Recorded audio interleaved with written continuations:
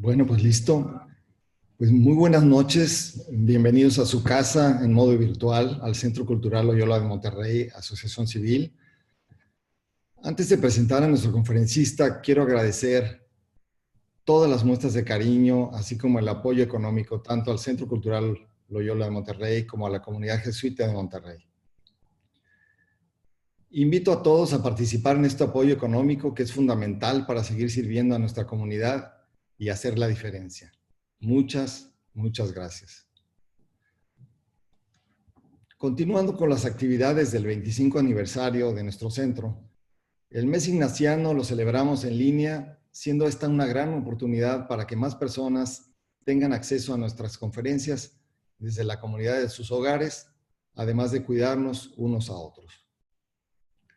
El tema de este año: liderazgo ignaciano, la misión de los laicos en el aquí y el ahora. El día de hoy tengo el honor y el gran gusto de presentar al padre Alex Satirka de la Compañía de Jesús. Ingresó a la Compañía de Jesús en 1989. Es doctor en teología por la Universidad de Innsbruck, Austria. Maestro en ciencias con especialidad en economía agrícola por la Universidad de Cornell, en Estados Unidos. Licenciado en teología por el Colegio Máximo de Cristo Rey, con estudios en filosofía y ciencias sociales por el Instituto Libre de Filosofía y Ciencias. También ingeniero agrónomo administrador por el TEC de Monterrey. Su carrera docente es impresionante. Ha sido profesor en el Departamento de Filosofía y Humanidades del ITESO. Ha sido profesor en la Pontificia Universidad Gregoriana de Roma. Ha sido profesor de tiempo completo y director del Departamento de Ciencias Religiosas de la Universidad Iberoamericana en Ciudad de México. Fue rector del Colegio Máximo de Cristo Rey. En fin, podríamos aquí seguir muchos roles que ha tenido Alex en distintos frentes, no solo en la parte académica, sino también asesorando a la Comisión de Teología de la Conferencia de Provinciales de América Latina, etc. Actualmente, el padre Satirka es rector de la Universidad Iberoamericana en León. Sin más, le doy la más cordial bienvenida y cedo la palabra al padre Alexander Satirka para dar inicio a la conferencia El sentir ignaciano, una visión plena de la vida. Bienvenido, Alex.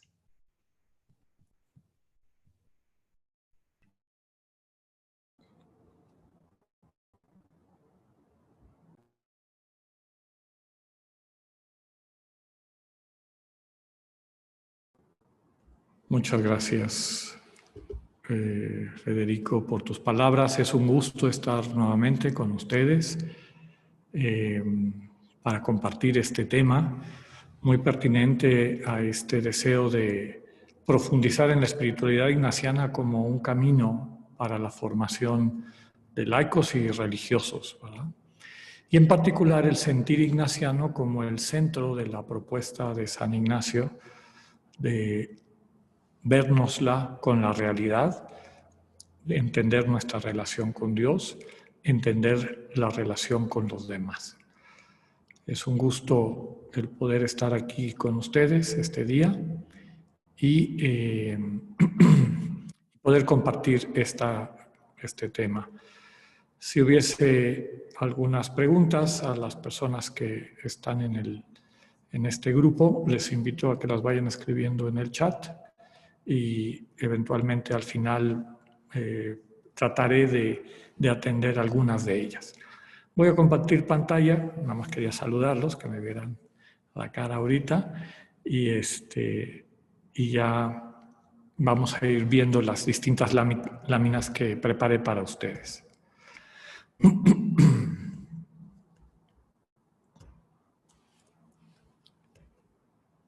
Bien. El sentir ignaciano es una expresión desarrollada por San Ignacio. En algunas de las charlas les he comentado que San Ignacio no elabora una lengua o un lenguaje que podríamos decir sistemático. Entonces tenemos que entresacar algunos de los grandes intuiciones que él tiene, cómo las nombró y cómo las describió. Entonces, una buena parte del trabajo que vamos a compartir ahorita, pues ha sido el fruto de años de reflexión sobre sus textos, no míos, sino de los grandes estudiosos el don del carisma que el Espíritu le dio a Ignacio, ¿no? El don de un carisma que está fundado en su experiencia de vida. Y para empezar, quiero recordar, pues a mí me parece uno de los textos más indicativos de la experiencia de Dios de Ignacio y sobre qué iba construyendo su propia espiritualidad y la manera como la compañía se fue consolidando a lo largo del tiempo y concretando como un camino espiritual, tomándola de la... déjame ver qué pasa aquí, que no me deja. Aquí está. Tomándolo de su autobiografía. Es el famoso relato de lo que conocemos como la ilustración del Cardoner. En este relato breve vemos algunos elementos o referentes que utiliza San Ignacio para describir esa vivencia, tal vez la primera vivencia que tuvo de este sentir ignaciano. Y tiene la frescura de un recuerdo que permaneció muy vivo en su memoria. Es el número 30 de la autobiografía. Lo fueron numerando de algunas experiencias que tuvo en el tiempo que vivió en Manresa. Fue un tiempo de oración profunda, vivía como ermitaño.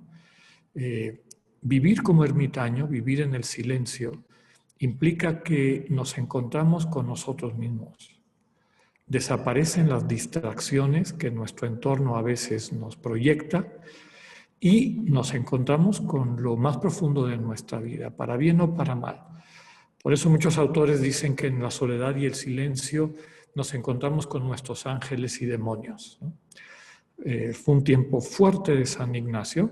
Recordemos que llega a Manresa esperando embarcarse para su viaje a Tierra Santa y muy imbuido de esta devoción del recién converso que le lleva a hacer exageraciones de penitencias, de no bañarse, no cortarse el pelo, no cortarse las uñas, unos ayunos espantosos que terminan destruyéndole la salud, como él reconoce al final de su vida. Pero lo que quiero subrayar es que cuando, ayudado por un buen director espiritual, se da cuenta que este camino de la ascesis, es decir, de la mera renuncia, no lleva a nada, y que inclusive lo pone al borde de la muerte, porque lo lleva a la desesperación, descubre que hay un camino medio.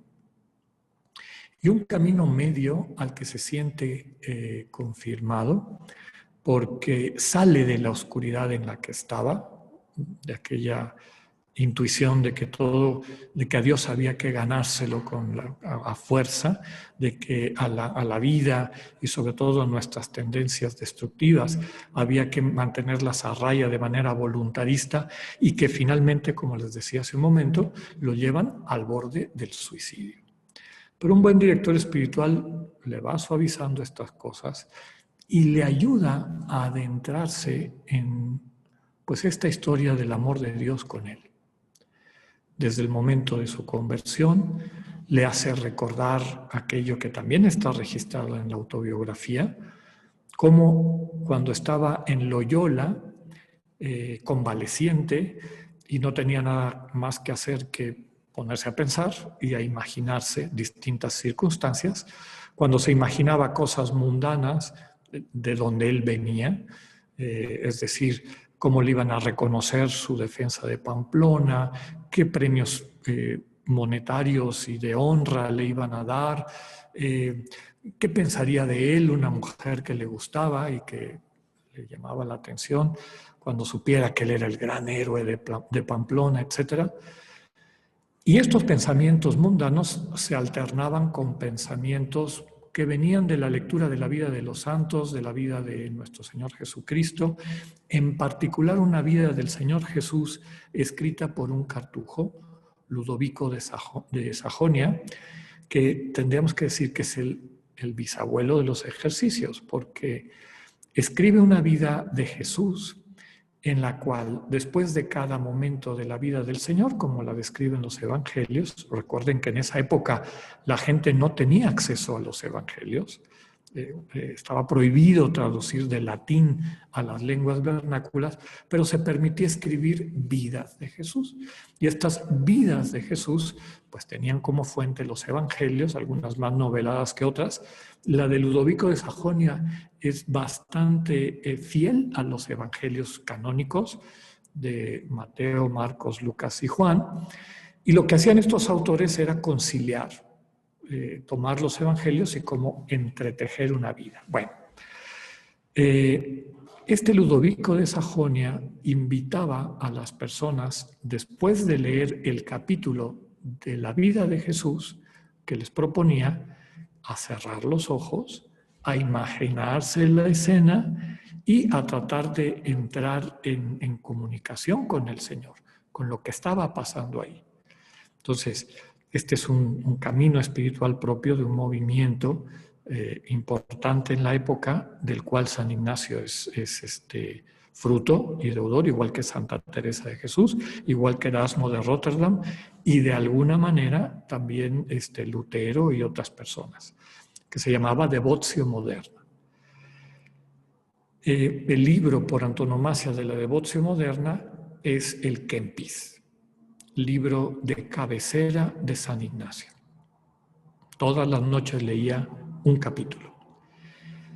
¿Qué tienen en común todos estos autores y esta fuente espiritual, ¿no?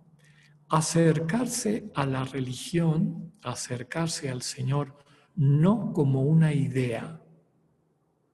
No se trataba de estudiar la vida de Cristo, se trataba de vivir la vida de Cristo. Una de las expresiones contundentes del primer capítulo del Kempis dice: prefiero 1000 veces más sentir la contrición que poder definirla. Desde luego un reclamo a la teología de la época, que era puro rollo, como decimos hoy en día, fórmulas teológicas, lógicas, escolásticas, increíblemente complicadas, pero que nunca le cambiaron la vida a nadie. Puro discurso. Bueno, San Ignacio, desde aquel entonces de su conversión en Loyola, cayó en la cuenta que a los pensamientos les acompañaban sentimientos. Y podemos decir que superficialmente parecían iguales.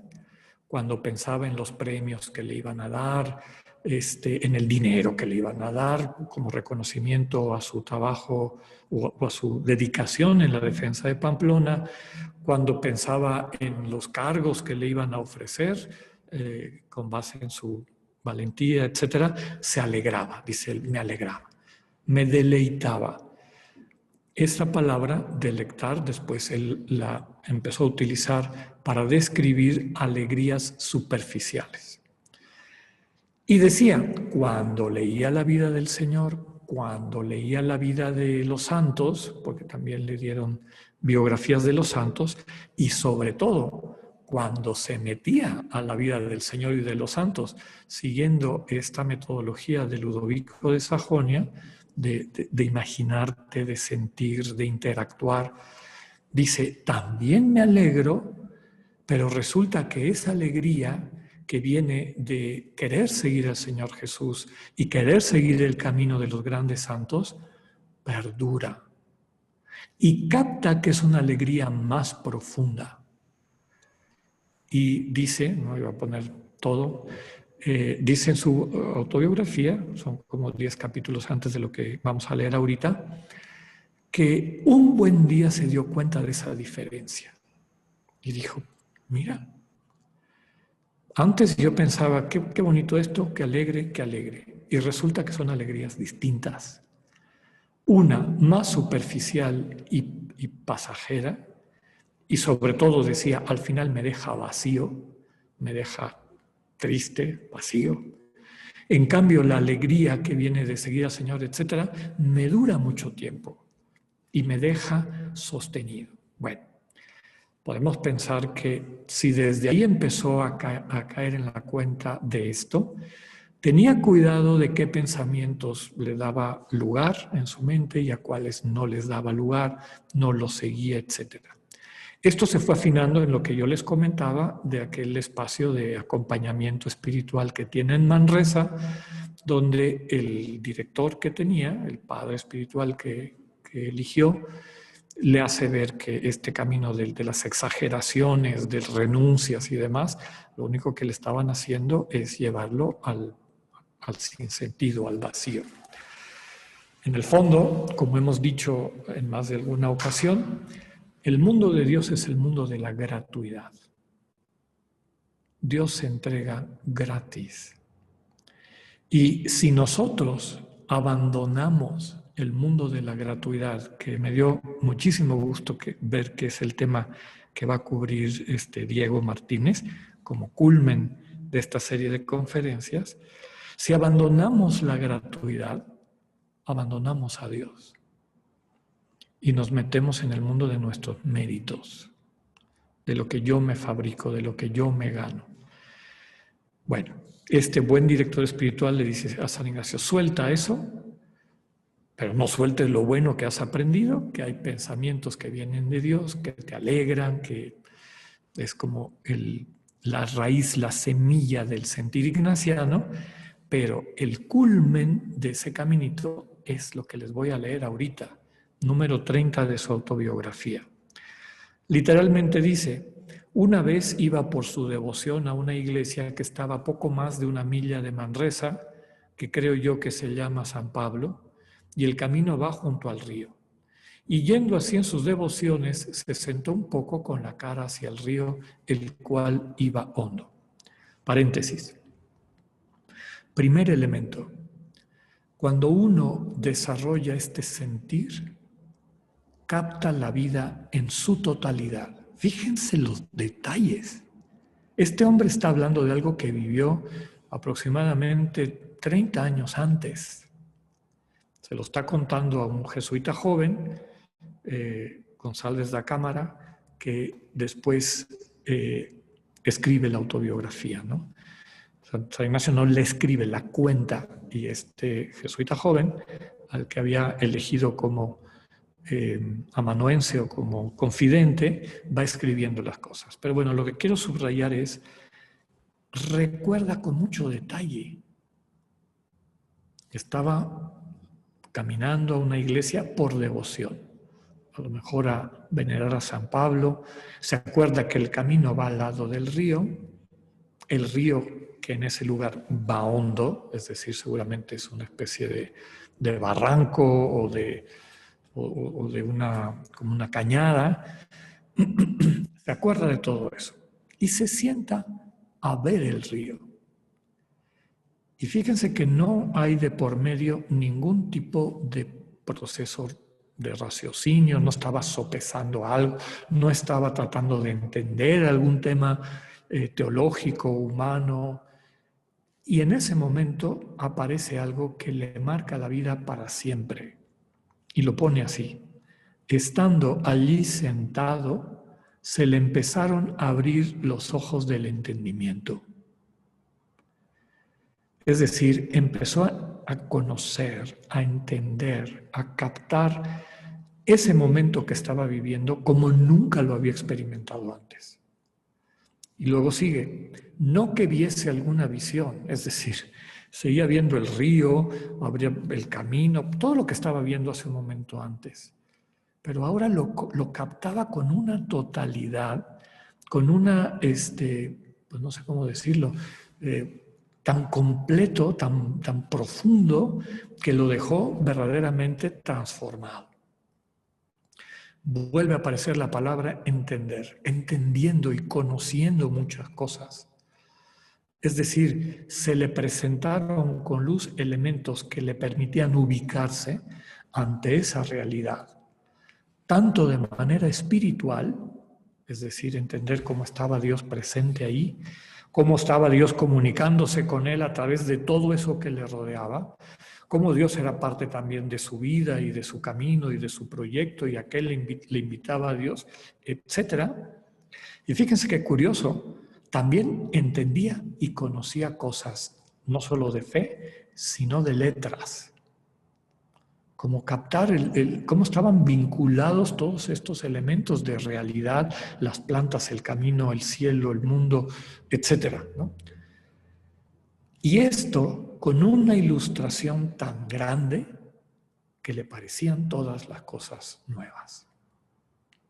Es decir, se le iluminó el mundo. Despertó a un mundo que siempre había estado ahí, pero él no había captado. Y como les decía, esto le cambia la vida. La mayor parte de los autores que han estudiado a San Ignacio y su obra consideran que la contemplación para alcanzar amor, que podríamos decir que es el culmen de los ejercicios, es con lo que terminan los ejercicios, una especie de examen final.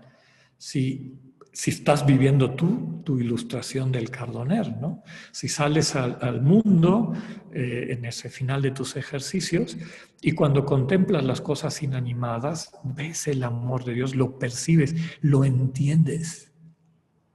Entiendes cómo Dios te ama. Entiendes cómo Dios ha organizado las cosas. Entiendes tu lugar en esa sinfonía, ¿no? La contemplación para alcanzar amor es una manera sistemática de invitarnos a acercarnos a esta vivencia, ¿no? Sigue él describiéndolo, ¿no? No se puede declarar los particulares que entendió entonces, aunque fueron muchos, algo común a todos los místicos, ¿no? Cuando les preguntan, bueno, ¿y qué viste? A ver, cuéntame, ¿qué fue lo que viste? ¿Qué experimentaste? No encuentran palabras. No es algo que se pueda conceptualizar, no es algo que se pueda definir, porque definir, poner las cosas en palabras, definir es ponerle fin, ponerle un límite. Y esto es algo muchísimo más rico que una definición. Es una vivencia profunda. Como les decía, es la semilla del sentir ignaciano, ¿no? Entonces, no es algo que después puedas transmitir meramente de manera oral o discursiva a tus interlocutores, sino que es una vivencia que se te va a sentar en el corazón y te va a acompañar. Y la entiendes tú, y la entienden también los que lo han vivido. Que eso es lo que pasa, ¿no? Un místico que lee literatura de otro místico, poemas o demás, pues lo que le nace es decir, te entiendo, lo entiendo esto que escribiste, ¿no? Pero no se puede describir con palabras, las palabras lo empobrecen, lo cortan, lo limitan, ¿no? Bueno, entonces, no es cuestión de declarar lo que entendió, sino subrayar que su entendimiento dio un salto. Vio el mundo, se vio así, su relación con Dios de una manera nueva. De manera que en todo el discurso de su vida, es decir, en todo el transcurso de su vida, recordemos que su lenguaje es un poco arcaico, hasta pasados los 62 años, que es cuando está dictando su autobiografía, juntando cuantas ayudas haya tenido de Dios y todas cuantas cosas ha sabido, aunque las ayunte todas aunque las junte en un lugar, no le parece haber alcanzado tanto como de aquella vez sola. Ahí pasó algo que le cambió la vida y que se convierte en una especie de brújula para su cotidianidad, ¿no? Para decidir dónde hay mayor gloria de Dios, para decidir cuáles son los siguientes pasos a tomar en el concreto de su vida.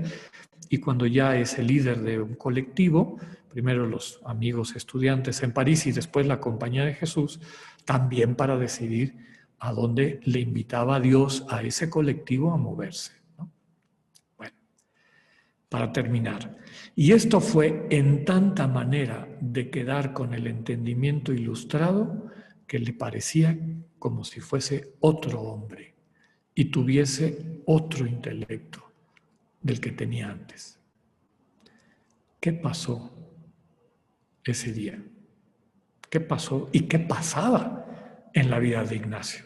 cada vez que en un proceso de discernimiento entraba en lo que él describía una consolación sin causa precedente, este lenguaje preferido de Dios, lenguaje que él utilizaba en primer lugar para su toma de decisiones. Pues vamos a meternos más en la temática, ¿no?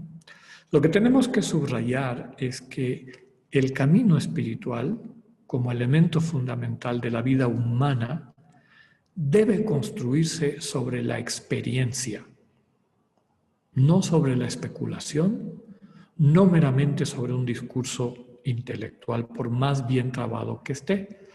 Bueno, normalmente eso es lo que criticamos, pero tampoco debe estar construido en una mera vivencia instintiva, irracional, no entendida, oscura, aunque sea fuerte por su emotividad y demás.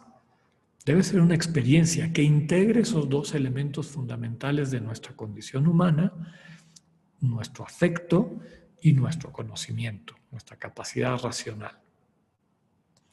Les recuerdo, que lo hemos dicho varias veces, que experiencia, si vamos al significado etimológico, viene del latín experiencia.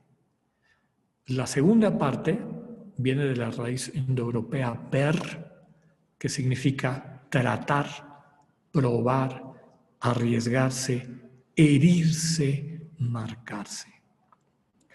Por eso nuestra palabra peligro tiene la misma raíz. Lo que te marca, lo que te hiere, lo que te deja una huella, ¿no? Más el prefijo ex, que indica algo que buscas, que vas en busca de, ¿no? Entonces, ¿qué es una experiencia? Un aprendizaje, un conocimiento, utilizando nuestra nomenclatura ignaciana, un sentir, porque lo probé, lo viví, no me lo contaron, fue experiencia mía, ¿no? Entonces, lo que nos reportan todos los grandes místicos es que la experiencia de Dios es básicamente dejar de atender a un sí mismo, al ego, para empezar a prestar atención al otro, con mayúscula, cuya presencia y comunicación nos transforma, nos hiere, nos marca. Es recibir un don, una entrega.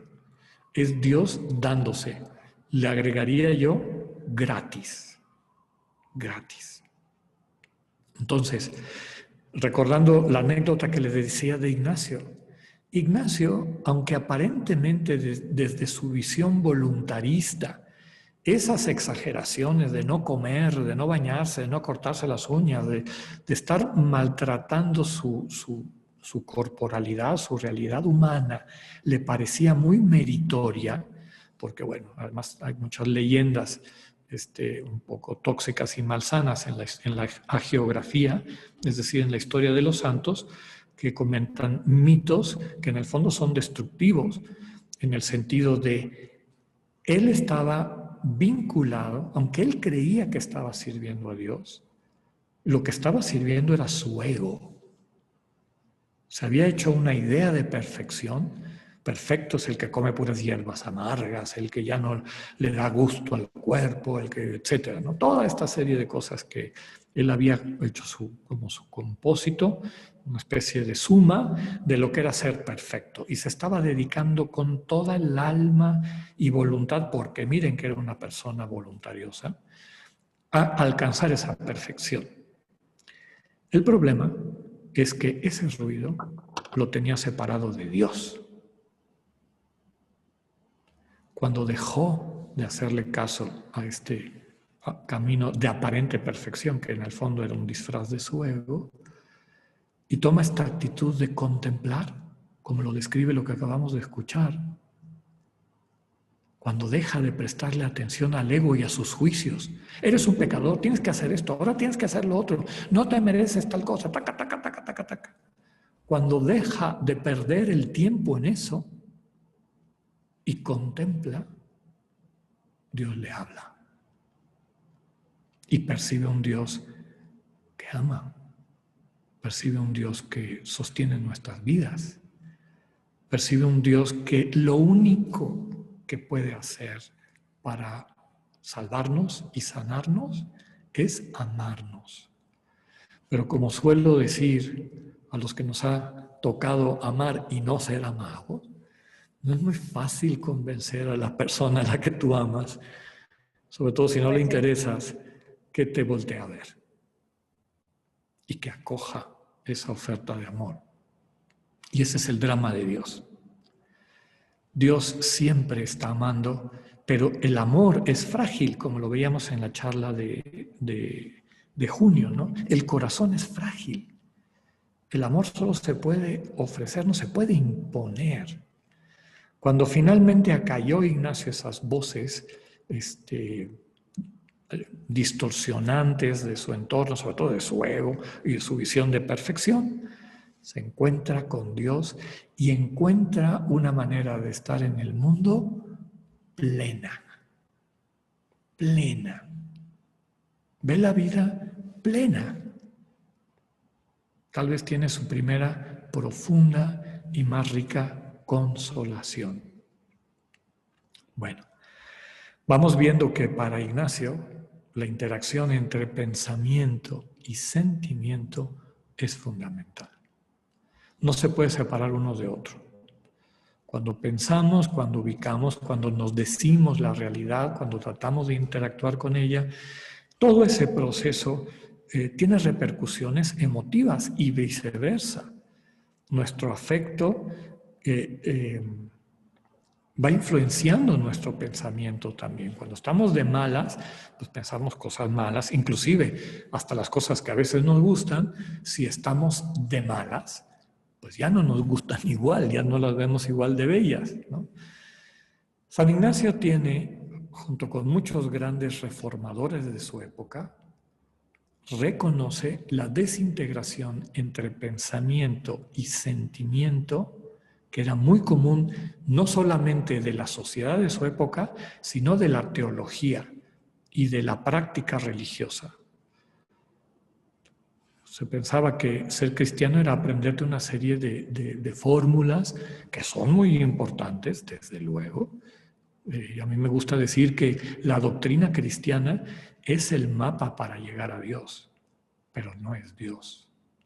Sin ese mapa se me dificulta mucho llegar a Dios, pero no es Dios. Entonces San Ignacio se da cuenta de que el mapa ayuda hasta cierto punto y después hay que seguir caminando, ¿no? Él quiere y se preocupa en la estructura de los ejercicios, en la manera como piensa la formación de los jesuitas, la manera como eventualmente su espiritualidad va permeando a distintos círculos ya dentro de la vida de la Iglesia. Quiere volver a la fe como vida, no solamente como un conocimiento intelectual, sino como una vivencia con esta experiencia de plenitud que trae como consecuencia un cambio de sensibilidad, ¿no? Una manera distinta de ver el mundo. Que si vemos nosotros los textos de los evangelios y también de los textos del Nuevo Testamento, las cartas de Pablo, eso es lo que se respira en los primeros cristianos. Eran hombres y mujeres que descubrieron una nueva vida. Y esa nueva vida le dijeron buena noticia, evangelio. Hemos descubierto una nueva vida. Ya no vivimos como éramos antes, como estábamos antes, porque no vemos el mundo igual. Y esa buena vida, esa nueva vida, esa buena noticia, les bastaba para estar dispuestos a entregar su vida biológica, es decir, al martirio, para dar testimonio de que ahí había un camino de plenitud. Y por eso, ante perder ese camino y conservar meramente la vida biológica, optaban por entregar su vida para darle testimonio a los demás y que siguieran esa ruta del encuentro con la buena noticia, que no es discurso, implica desde luego entender, pero es más profundo, es sentir ignaciano, como iremos viendo, ¿no? Nuestra cultura enseña, y nos lo va metiendo desde chiquitos, sobre todo en la educación formal, que cuando queremos conocer algo hay que aproximarnos, guiados por la razón discursiva, método científico, análisis, etcétera, deducción, inducción, a ver si encontramos una cosa, un objeto, para aprenderlo. Fíjense que la palabra técnica en el proceso de conocimiento utilizado por la filosofía es la misma que usamos cuando tomamos presa a una persona para meterla a la cárcel. Como que la mente busca objetos a los que quiere entender, y para entenderlos los secciona, los va dividiendo. Un elemento importante de la conferencia de junio, ¿no? Cómo funciona la mente, cómo funciona el corazón. El sentir ignaciano radica en el corazón. Entonces, de alguna manera, las dos conferencias están concatenadas. Tener esta aproximación, es decir, aproximarme a una cosa, a un objeto, y para entenderlo, dividirlo en sus partes y tratar de entender cada una de sus partes, entrar en este proceso analítico, que literalmente significa a través de cortar, a través de dividir, se traduce en una forma de conocer y aprender. El término elegante es epistemología. La epistemología estudia la manera como aprendemos, como conocemos. Se forma una epistemología falsa que nos lleva a creer erróneamente que se puede conocer sin amar. Es decir, que si yo entro en un proceso cognitivo de tratar de entender, por ejemplo, un tema de actualidad, la cuestión del virus, de este coronavirus que nos tiene en jaque, ¿no? Hay una manera científica, desde luego, de acercarse, entenderlo, sus partes, cómo funciona, etcétera, etcétera, etcétera. Y eso lleva hasta un cierto nivel del conocimiento que inclusive cuando tiene un nivel de veracidad, como están tratando de llegar los científicos contemporáneos con las vacunas y demás, a través de ensayo y error y tratar de entender lo que está pasando, llegamos a un cierto nivel de conocimiento que tiene un nivel de veracidad, pero que no necesariamente nos permite ubicar eso que conocimos en el contexto global, en la totalidad. Eso lo hace el corazón.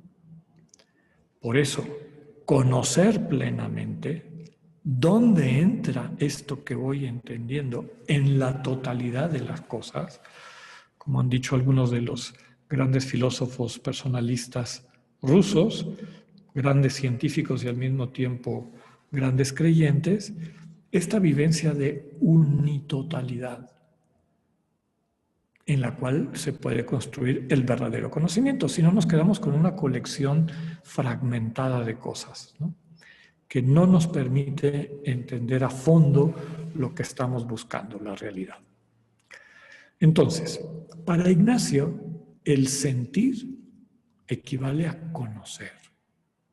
Era la mejor manera de describir la experiencia de Dios.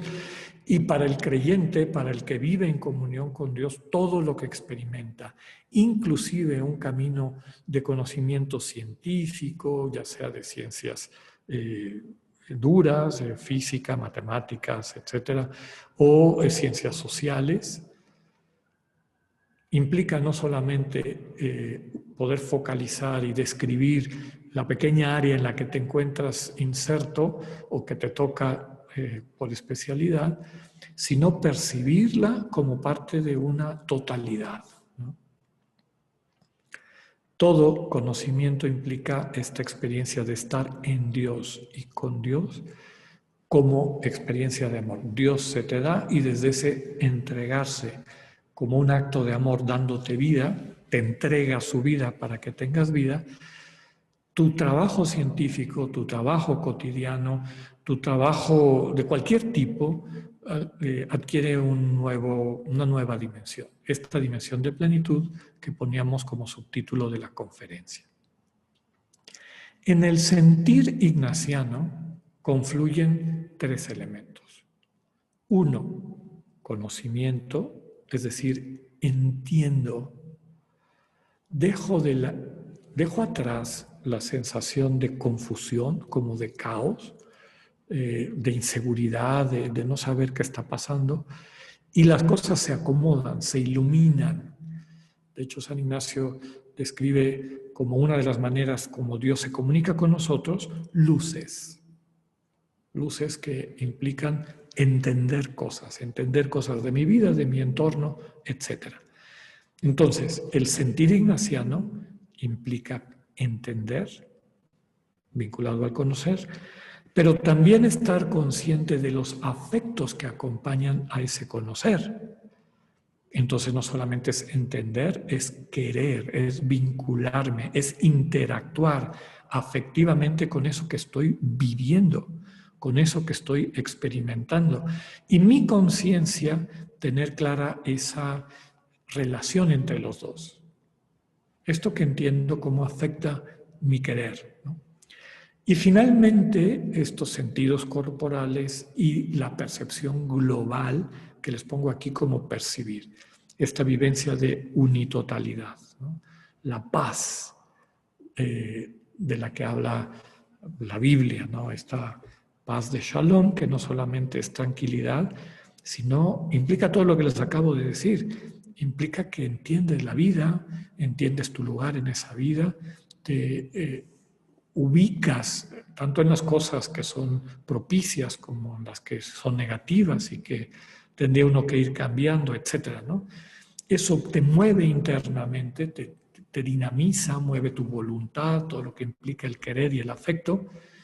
Y finalmente, esta experiencia de paz, armonía. Ya luego les contaré alguna anécdota para describirlo esto con un poquito más de detalle. Bueno.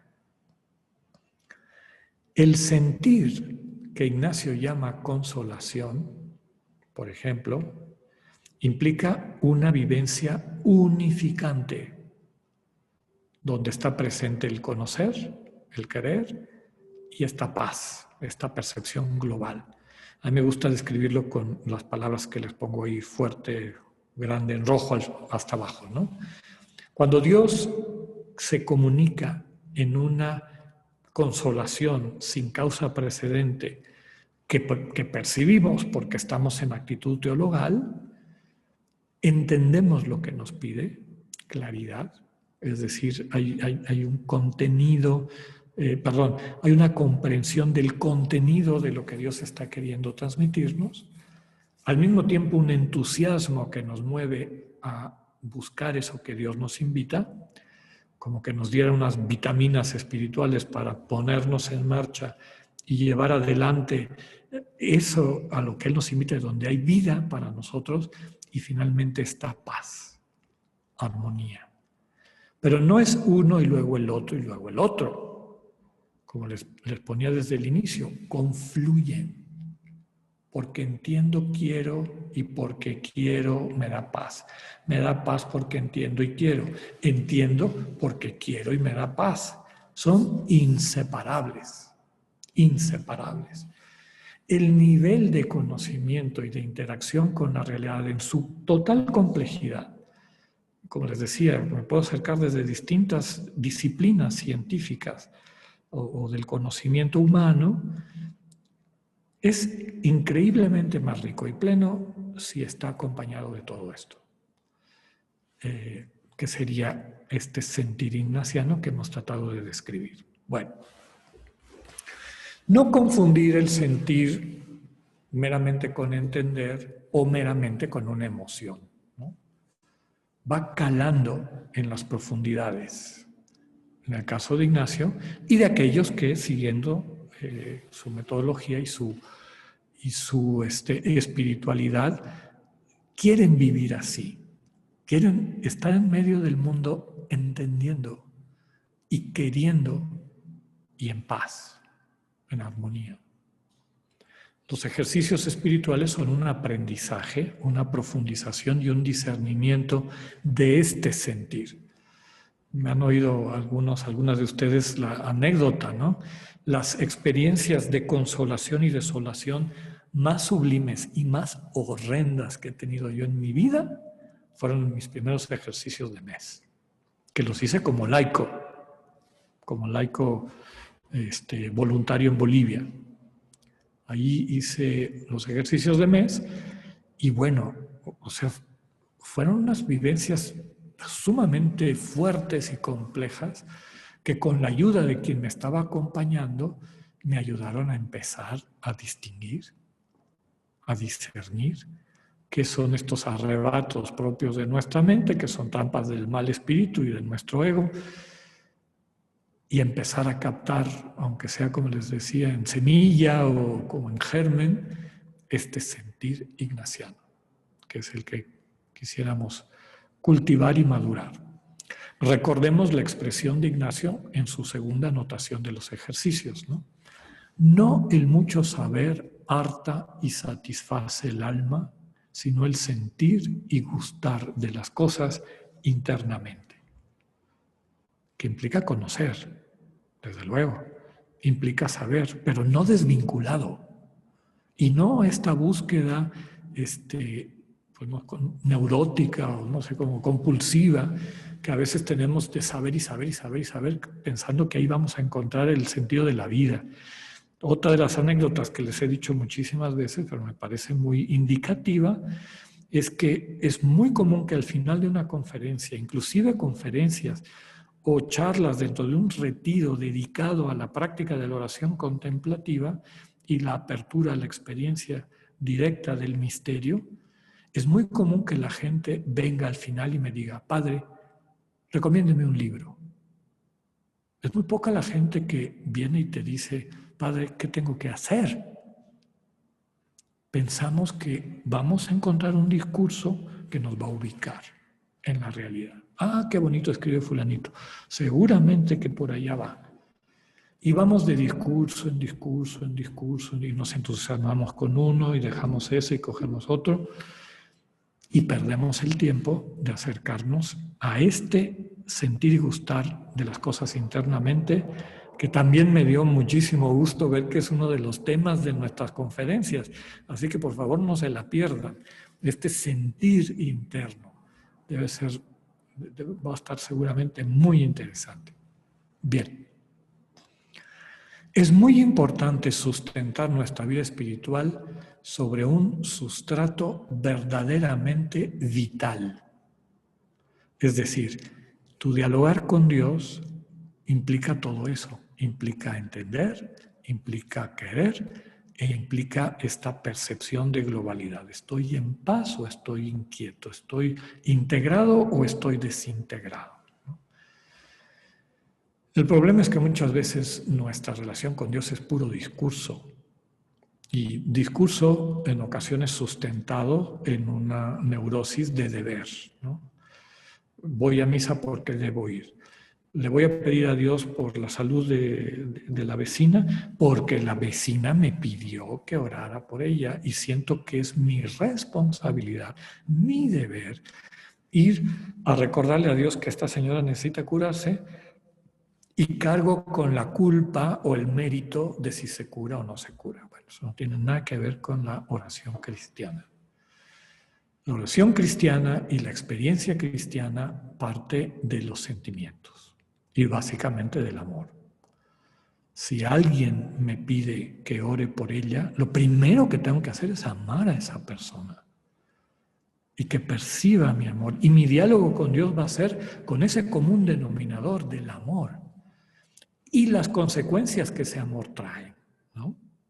Señor, tengo miedo. Me da miedo que no se cure. Me da miedo que deje a sus niños solos. Y así con cada una de las cosas que se van presentando en nuestro diálogo con Dios, es importante hacernos cargo no solamente del discurso, sino también del sentimiento, del afecto, ¿no? Debemos incluir esta percepción sensorial, lo que les comentaba, estoy en paz, me siento integrado o me siento desintegrado, me siento inquieto, me siento como ansioso, ¿no? La pregunta, ¿qué siento?, debe estar presente cuando el orante se pone frente al Señor. Y ahorita vamos a ver por qué nos cuesta tanto trabajo. Hacer conciencia de esos sentimientos y presentárselos sencillamente al Señor hará que tu oración evolucione efectivamente como un espacio de encuentro y comunicación.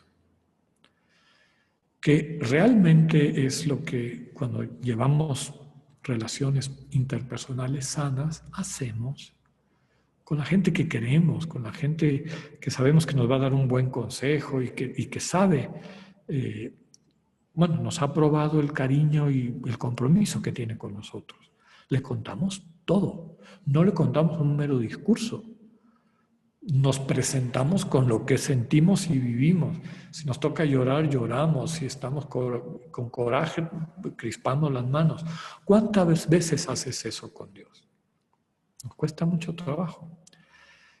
Como que lo tenemos en otra dimensión, ¿no? Para iniciar puede ayudar la pregunta recomendación. Cuando estaba orando, cuando estaba con el Señor, ¿qué percibí? ¿Qué ideas? ¿Qué sentimientos? ¿Qué vivencias? Eventualmente crecer en la conciencia cuando está pasando eso. ¿Qué estoy sintiendo ante ti, Señor? Tengo miedo, tengo mucha ilusión, estoy inquieto, estoy con anhelo, con ilusión, en fin, lo que fuera, ¿no? Con base en esta pregunta, habrá que nombrar cada vez con mayor nitidez el sentimiento que vivimos. Este ejercicio es imposible si no se ha rehabilitado el talante contemplativo del orante o de la orante, lo que solemos describir como actitud teologal, que está en 40.000 millones de las charlas que hemos tenido anteriores y donde lo pueden ustedes encontrar, o también en la página web de Oración Contemplativa. Vean la charla que habla de la actitud teologal, ¿no? ¿Por qué nos cuesta tanto trabajo? Bueno, la cultura contemporánea nos ha enseñado a que no vale la pena hablar de los sentimientos. En el trabajo, las cosas de tu casa las dejas en la puerta. Aquí vienes a chambearle, ¿no? Aquí lo que me interesa es lo que haces, no cómo te sientes. Y vamos creciendo con esta esquizofrenia, como si fueran dos realidades que nos dividen, que nos fragmentan y que desde luego se traduce en conductas patológicamente fragmentadas, ¿no? Pareciera que lo único que es importante son las ideas claras y diferenciadas. No me las mezcles con tus sentires y tus quereres, ¿no? La mayor parte de la gente termina creyendo, bueno, mis sentimientos no valen la pena. Entonces, ¿para qué pierdo el tiempo en contárselos a Dios o ponérselos a su consideración o a la consideración de los demás? Es importante romper esta falacia y aprender a estar a gusto con nuestros sentimientos. Y así tener una vida espiritual y una vida toda más real, más aterrizada y encarnada, más plena. Así como la vida nos afecta, la relación con Dios también nos afecta, causa en nosotros una repercusión. Esa repercusión puede ser positiva, la sentimos como gratificante, o negativa, nos molesta, ¿no? La orante, debe estar atento a este sentimiento e incorporarlo conscientemente en la oración. Aquí les recomendaría toda la literatura de William Barry, ¿no? Este hermano jesuita de los Estados Unidos, que se ha dedicado sobre todo a eso, a cómo manejar los sentimientos y sobre todo los sentimientos negativos en la relación con Dios, ¿no? Por ejemplo, lo que pasa cuando alguien está en una situación difícil, ya sea de salud, de familia, laboral, ruega con toda el alma, hace todo lo que le dicen, pidiéndole a Dios, y pácatelas. Lo que pedían no se da. Y surge en el fondo del corazón un sentimiento que nos cuesta trabajo manejar. Puede ser de rechazo, puede ser de decepción, puede ser de rabia, puede ser de... Y muchas veces mejor optamos por decir, más vale que Dios no exista, porque si existe debe ser un y arránquense con todos los insultos que ustedes quieran. Pero qué diferente cuando alguien, y eso es el trabajo que muchos acompañantes espirituales nos toca hacer, cuando alguien que trae esa rabia contra Dios, cuando trae esa profunda decepción contra Dios, se arriesga a decírselo. Vengo ante ti furioso. Me parece que es despiadado, todo lo que se nos puede ocurrir, en honestidad, en honestidad. Y aquí está la última parte, que es fundamental. Ante Dios me presento como estoy y así me pongo en sus manos, con la globalidad de mi ser. Muchas veces esta manera como llego a Dios no está integrada. Ahorita lo vamos a ver en un momento. Pero para que la presencia de Dios, su palabra de vida, lo integre, tengo que empezar de donde estoy.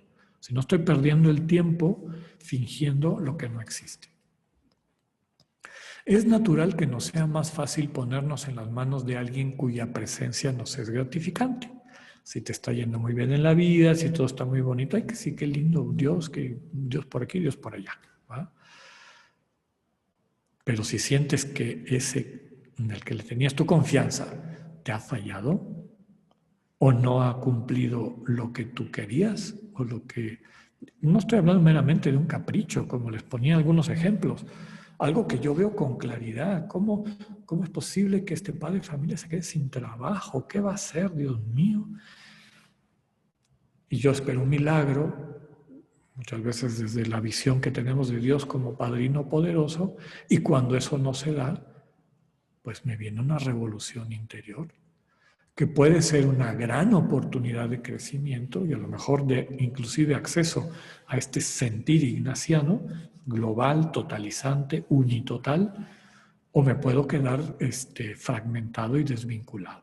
Entonces, es natural que más fácilmente nos pongamos en las manos de quien percibimos que nos está tratando bien y que nos quiere y nos protege, a que hagas eso ante alguien que tú percibes que te ha fallado, que tú percibes que no está actuando de acuerdo a los parámetros de valor y de justicia que tú estás viendo.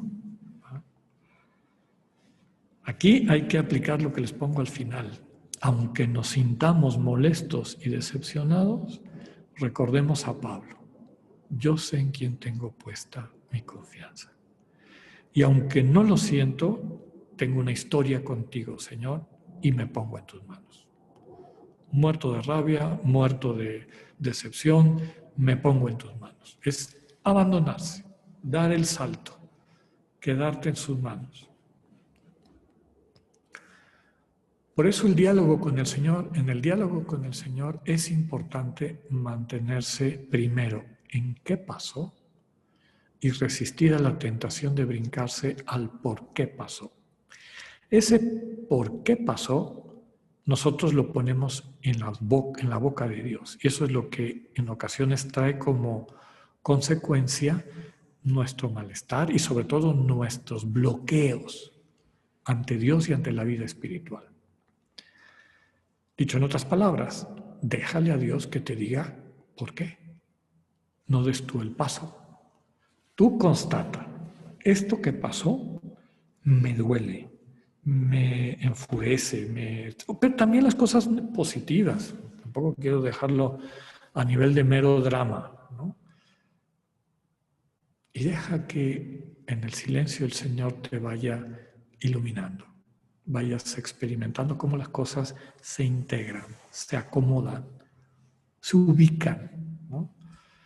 Reafirmando la comunicación de nuestros sentimientos, nos hacemos conscientes de ellos, los nombramos, los apreciamos, les damos su valor y los reconocemos como parte importante de la relación dialogal con Dios.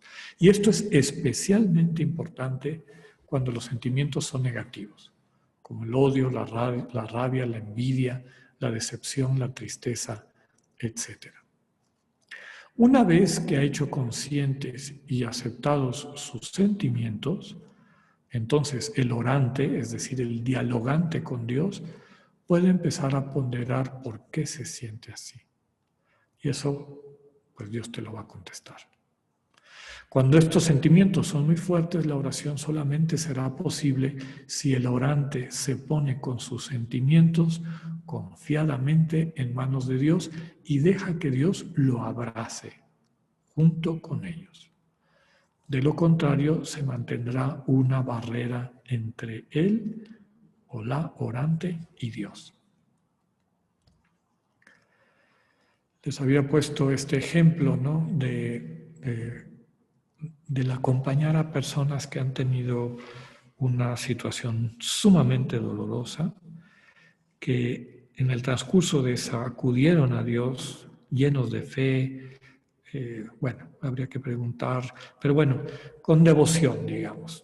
No sé qué tanto de fe cristiana puede haber, pero sí una devoción de que Dios podía y esta confianza puesta en las manos de Dios. Y cuando no sucede y viene esta avalancha, esta especie como de rebelión interna, en fin, de gran sacudida de los referentes sobre los que a lo mejor estaba sustentada su relación con Dios, ya les decía, mucha gente opta por el ateísmo, ¿no? O por decir, bueno, yo creo que Dios no existe y mejor que no exista, porque si existiera sería un sádico peor que los más desgraciados que conozco. Pero cuando tú le dices a la gente, mira, antes de que tomes esa decisión, compártele a Dios lo que vives, lo que sientes. Exprésalo en su totalidad. Y eventualmente, cuando termines de decirlo, cállate. Entra en el silencio. Y en ese silencio viene esta respuesta de Dios que unifica. Viene esta respuesta de Dios que integra, no que elimina, que integra, que sana, que acomoda, que finalmente lo que puede haber sido un gran dolor y no deja de ser doloroso, se reubica como capacitante, como posibilidad, como elemento importante para el futuro, para el proyecto de tu vida. Y muchas veces al Dios que se encuentran, también me lo han escuchado en otras conferencias, es un Dios que les dice ante la indignación, ¿por qué no me curaste esta persona? Pues se encuentra con un Dios que dice, porque no pude, porque no era el momento, porque pues lo que me tocó era llorar y llorar contigo y percibir que las lágrimas de Dios sanan y dan vida. Quisiéramos que Dios fuera un padrino poderoso y que desde su poder omnímodo acomodara todas las cosas y nos ahorrara todas estas experiencias de dolor y de sinsentido. Pero en el dolor y en el sinsentido podemos descubrir el amor, que es nuestro puente a la vida definitiva, a la vida divina. Y el amor no necesariamente arregla las cosas, sino nos ayuda a ubicarlas y acomodarlas dentro de nuestra historia de amor. Y eso solo puede hacer Dios, ni siquiera el acompañante espiritual. Bueno, a veces Dios te puede dar una pista o dos para acompañar a los demás, pero tiene que ser una vivencia de diálogo. Ya me han escuchado también que a mí me gusta utilizar Getsemaní como paradigma de esta oración, como paradigma de acercamiento a este sentir ignaciano. Son muy escasas las descripciones del contenido o tipo de oración de Jesús a su Padre. Lo que vemos de los evangelios es que él buscaba soledad y silencio para dialogar con su Padre. Y bueno, ya hemos explicado que soledad y silencio es la atmósfera para poder escuchar bien, para captar con claridad, para oírnos mutuamente, para sentir que quien me está oyendo me está prestando atención. Entonces, soledad y silencio. Pero no sabemos de qué iba, o sea, cuál era el contenido. Lo que nos transmiten los evangelios es que normalmente antes de que tomara una decisión importante, iba a estos lugares de silencio con su padre. ¿Y qué es lo que haría? Bueno, Getsemaní es el único texto bíblico que nos presenta ese contenido de la oración de Jesús. Primer paso, lo que les pongo ahí de esta secuencia, comunicar la realidad concreta en la que está a su Padre. Y esto implica, en primer lugar, percibir, no negar, percibir. Desde que estaba en la última cena, percibe y comparte a sus discípulos, y me imagino que en el momento de Getsemaní también eso que recogió se lo comparte a su Padre. Tengo una tristeza muy profunda, tengo una angustia hasta la muerte. No lo oculta, no lo finge, lo asume. Segundo, nombra. Nombra cómo está y nombra su querer. Si me preguntas a mí, aparta de mí este cáliz. Y detrás de esa frase no está meramente el que quiere sacarle la vuelta al dolor, que es totalmente humano, el querer evitarlo, el dolor físico, hago referencia, sino también el sentir que abandona a sus discípulos. ¿Quién los va a cuidar? Y además abandona humanamente, podríamos decir, el proyecto de su Padre. Hasta hace unas horas antes todavía se estaban peleando los discípulos quién era el jefe. Es decir, qué lejos están de entender lo que es tu reino, Padre. ¿Qué tal si me das unos años más? ¿Qué tal si probamos otra cosa? ¿No? El Señor percibe su momento, nombra su momento y después lo entrega. Elemento fundamental. Y entonces entra en el silencio. Con esta actitud teologal para acoger la comunicación que su Padre le regrese, ¿no? Conocer su voluntad, recibir. Bueno, el Padre le responde, se comunica, y está esta imagen del ángel que consuela, ¿no? Recuerden que ángelos, ángel, significa mensajero. Entonces, percibe la respuesta de su Padre. Y esa respuesta tiene los tres elementos del sentir ignaciano. Claridad, entiende. El Padre le confirma que entregue su vida. Segundo, fuerza para realizarlo. Querer. No vemos a un Jesús arrastrando la cobija o con dudas, etc. Vemos a un Jesús que asume lo que su Padre le pide, que tiene prestancia cuando llegan los que lo vienen a arrestar, los diálogos impresionantes que nos transmiten los relatos de la pasión con los que lo están juzgando y lo están atormentando. Eso es parte de este sentir que Dios transmite cuando se comunica. ¿Entendemos? Y queremos. Y este querer también implica poder, como les decía, es realmente entusiasmo, sentirnos llenos de Dios. Y finalmente una sensación de armonía, de paz, aunque tengas enfrente el martirio. Y así se cierra el círculo.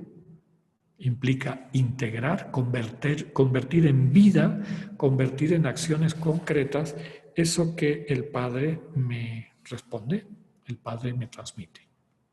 Se cierra este círculo: percibir, nombrar, entregar, recibir, integrar. Para distinguir un mensaje de Dios, una comunicación de Dios de lo que no es, San Ignacio utiliza estos dos términos de consolación y desolación. No me voy a meter mucho a eso. Les invito nuevamente en la página de oración contemplativa, en el retiro taller de discernimiento, hay una charla dedicada a consolación y desolación. Ahí lo pueden ver con un poquito más de detalle. Pero aquí basta decir lo que les pongo. San Ignacio describe la consolación así: sentirse inflamado de amor por Dios y amar a todo y a todos en Dios. Nos hace recordar, como les decía, la consolación, la meditación, la contemplación, para alcanzar amor del final de los ejercicios, ¿no? Cómo Dios me ama en todo, todo lo que me rodea es una muestra de su solicitud, de su amor, de su cercanía, de su intimidad, de su compromiso conmigo, ¿no? Segundo, experimentar lágrimas que nos vienen por amor a Dios y nos dan vida. ¿Por qué? Porque me conmuevo ante la generosidad de Dios, porque me duele y me arrepiento de las consecuencias de mi pecado. Y ya hemos dicho también muchas veces que el único pecado es el egoísmo, el único. Se disfraza de 20.000 maneras. Todos los pecados capitales son hijitos del egoísmo. Y claro, las consecuencias. Y cuando yo estoy en el amor, me siento amado y volteo a ver lo que he causado, es natural que venga este dolor y arrepentimiento, deseo de transformación, de cambio. Y también cuando me conduelo o me conmuevo al ver el dolor del Señor en su pasión, en la cual asume sobre sí las consecuencias de mi pecado por amor. No porque haya un banco cósmico donde están guardadas las deudas y los puntos a favor y puntos en contra de cada uno. Ese Dios que lleva cuentas no existe. Lo que sí existe, porque tú y yo lo hemos vivido, son las consecuencias del pecado. Y el pecado, como decíamos, es egoísmo, es desamor. Si tú tratas con desamor a alguien, lo hieres, lo dañas. Esa es una consecuencia del pecado. Si alguien te maltrata a ti, si tú te maltratas a ti mismo, porque también puedes tratarte con desamor a ti mismo, todo eso se asienta, todo eso son heridas existenciales que son consecuencia natural del desamor. Y eso es lo que Jesús dice: dámela, déjame que yo lo cargue. Las consecuencias, no porque tengo que pagarle a alguien que si no va a venir y te va a cobrar, no. Tú estás sufriendo eso, tú estás cargando las consecuencias de tu desamor y del desamor del que has sido víctima. Déjame que te aligere. Dámelas, entrégamelas. Y claro, es natural que ante un amor tan grande, sobre todo conforme vamos sintiendo cómo ese amor nos sana, nos duela. Nos duela, pues, lo que ha tenido que padecer o cargar por nuestra propia situación, no para culparnos, sino para captar hasta dónde llega su amor. Tercer elemento, como Ignacio describe la consolación, experimentar la cercanía de Dios, que se traduce en un aumento de fe, esperanza y amor, las tres virtudes teologales, que nos lleva a una alegría profunda y a un deseo de las cosas de Dios. Todo lo cual, y así termina su definición de la consolación, transmite paz y quietud interior. En resumen, claridad, entiendo lo que Dios me comunica o me invita a decidir. Segundo, entusiasmo, quiero, me siento fuertemente atraído por eso que Dios me pide y además descubro en mí la energía suficiente para llevarlo a cabo. Y finalmente, paz. Siento plenitud, integración, seguridad, tranquilidad, armonía por estar en comunión con Dios. El ejemplo que les había prometido sobre esto, algunas ya lo oyeron, pero bueno, se me hace muy bueno. Cuando yo estaba en Bolivia, mi querida Bolivia, como voluntario, que estuve 4 años, trabajaba en un colegio de fe y alegría en una zona muy pobre. Los alumnos eran campesinos o hijos de campesinos o mineros que nunca hubieran tenido, pero ni de chiste, acceso a educación media superior, ¿no? Era una especie como de prepa técnica. Ahí se llaman politécnicos. Y estaba en medio de la nada, en el campo. Y para que estos chicos pudieran estudiar, chicos y chicas, había un internado. Y el internado lo llevaban unas religiosas. Bueno, había una parte de niñas, jovencitas y jovencitos. Y un buen día un jovencito, baboso, como todos pasamos por ahí, se brinca del patio de los niños al patio de las niñas, y lo cual era una grave ofensa y que traía como consecuencia la expulsión. Yo recuerdo a la directora, una gran maestra para mí en el camino espiritual, tratando de tomar una decisión. Y el chico tenía abogados y abogados del diablo, ¿no? Los que decían, pero sí, qué barbaridad, si no lo pones como ejemplo, esto va a ser el caos, esto va a llegar a la nada, esto va a llegar... Y estaban los abogados del chico. Oye, pero ¿te das cuenta que si lo botas, lo sacas del colegio, le vas a cambiar la vida sin remedio? ¿No hay otra manera? Bueno, el centro de mi anécdota es que yo recuerdo a esta hermana horas en la capilla. Bueno, hacía su trabajo como directora, ¿verdad? Pero los ratitos se metía a la capilla, la veía yo.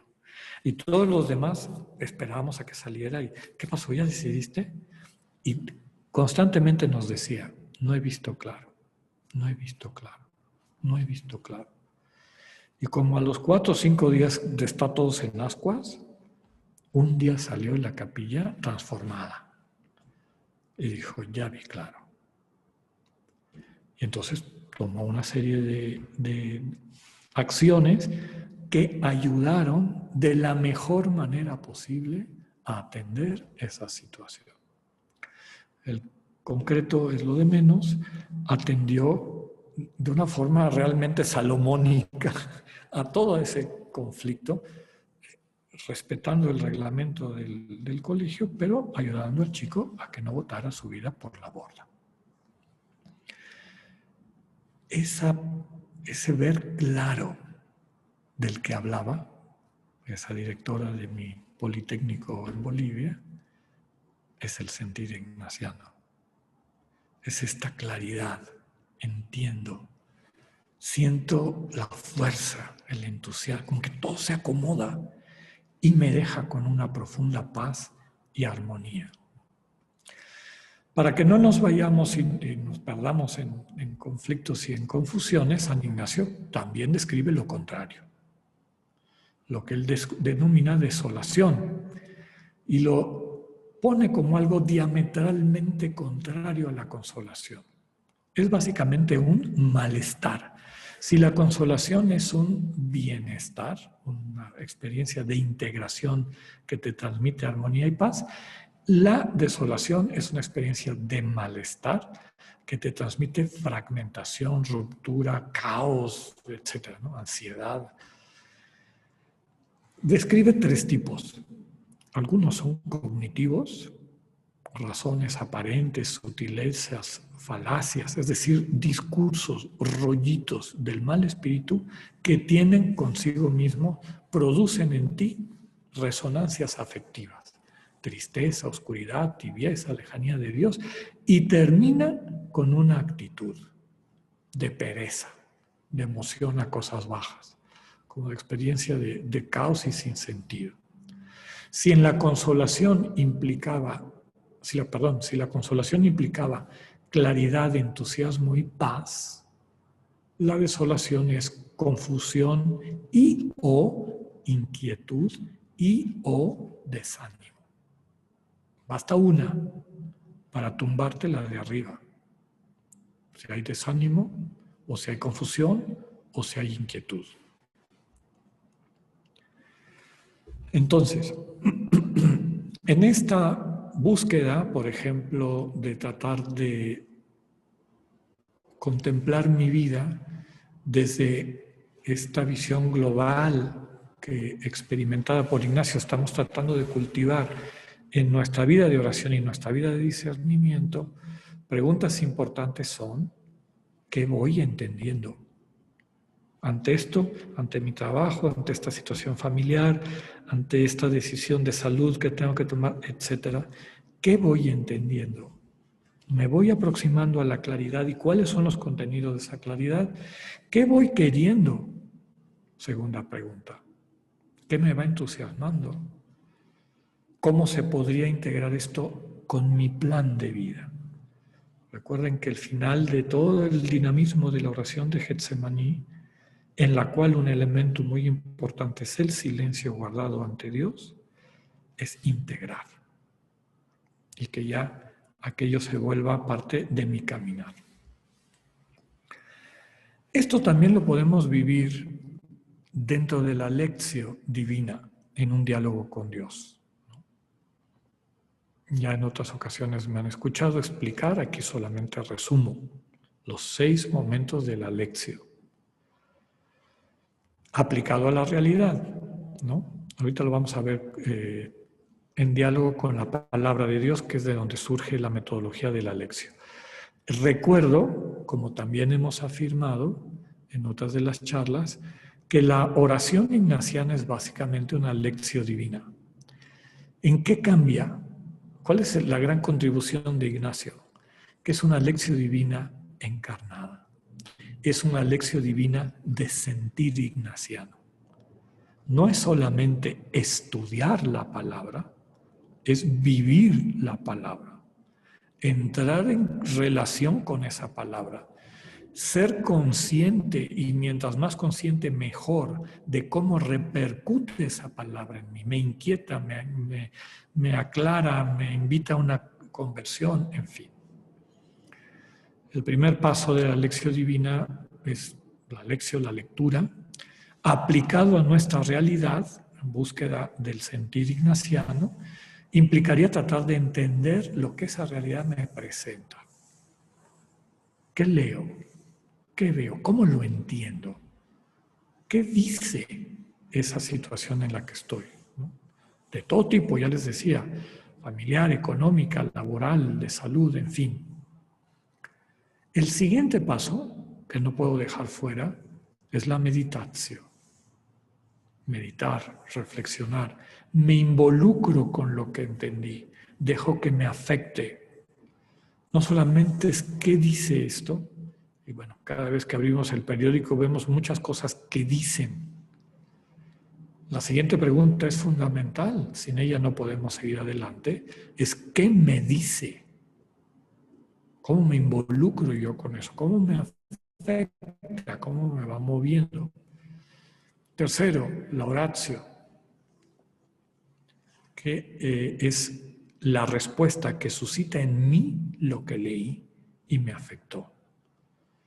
Veo que me nace responder a lo que he estado ponderando, qué me mueve a decir, o cómo me lo digo yo, recordando aquella frase, aquel término que utilizaba cuando el Señor Jesús le nombra a su Padre lo que quiere.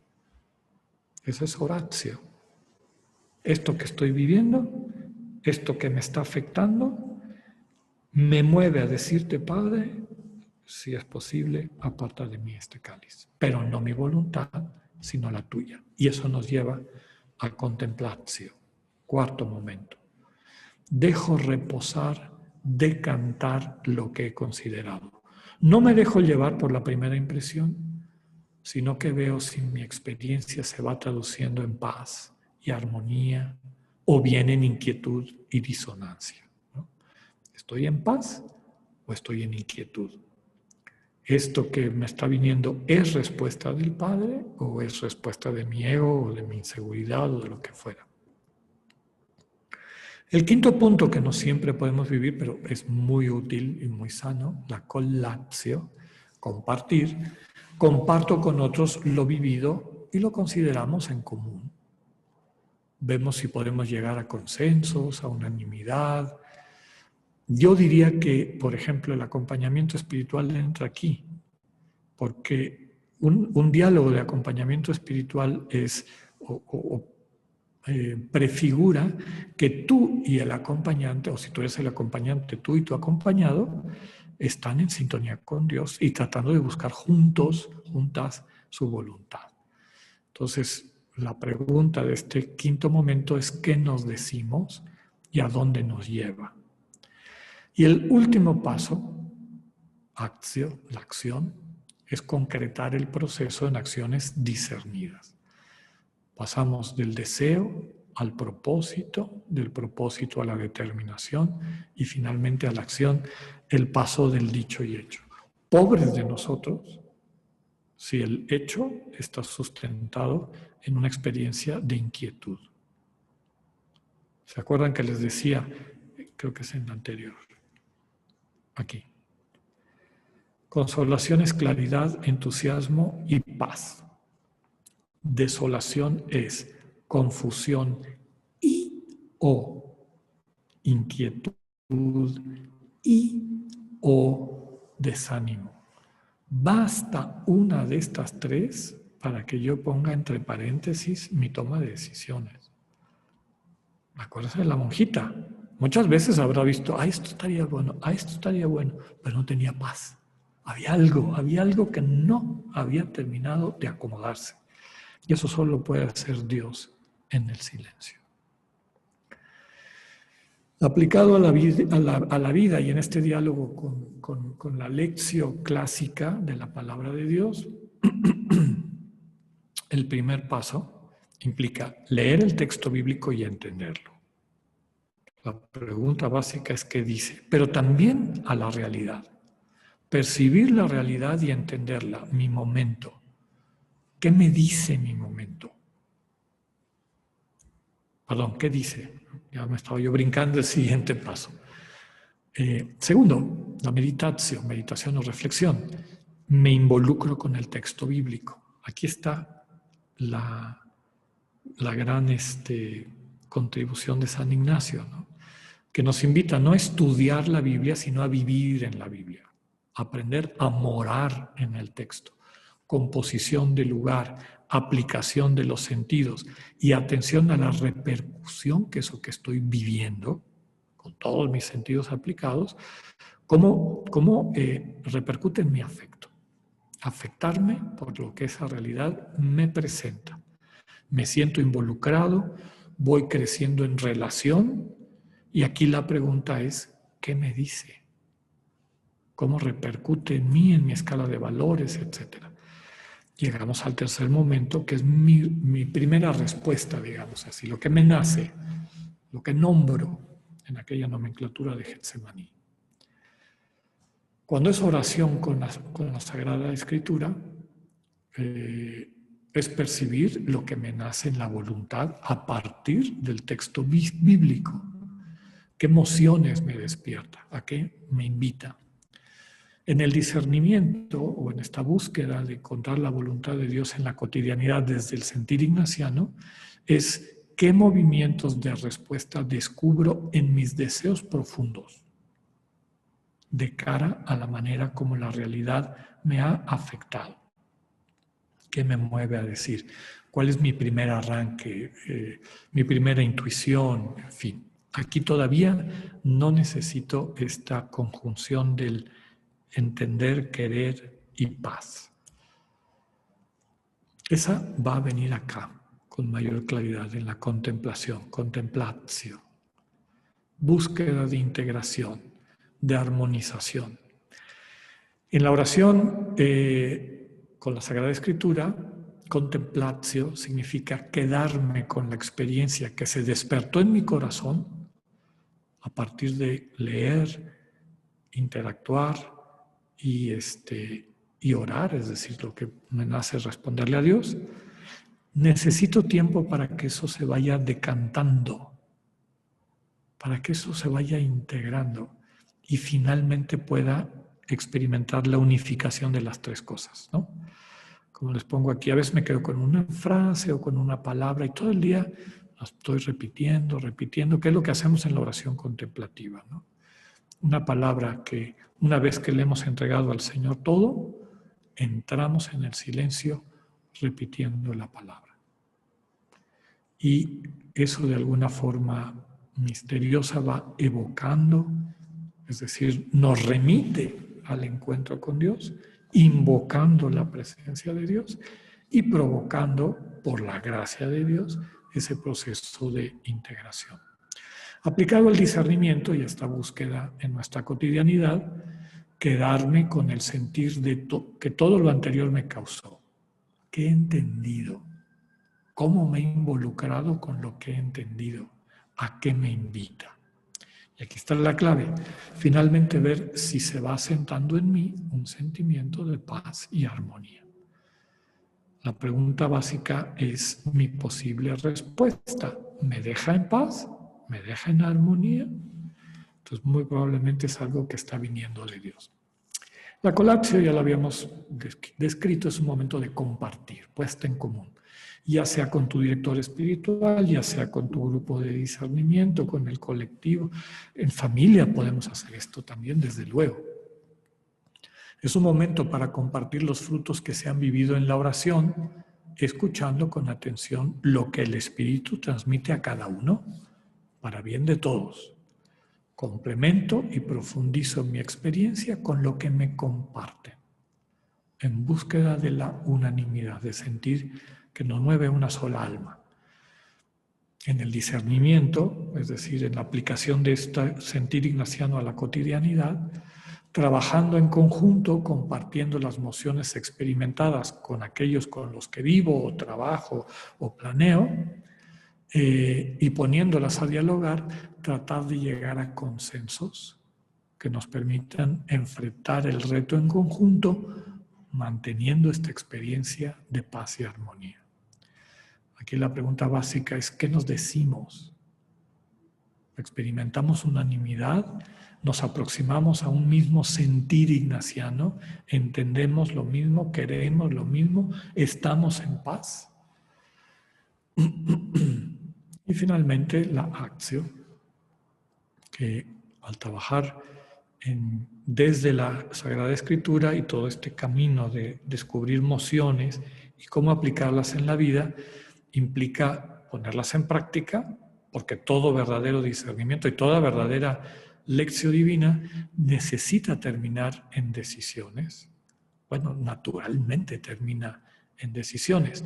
Lo que aparecían como posibilidades en este diálogo con Dios, en el silencio, la posibilidad empieza a madurar en un deseo.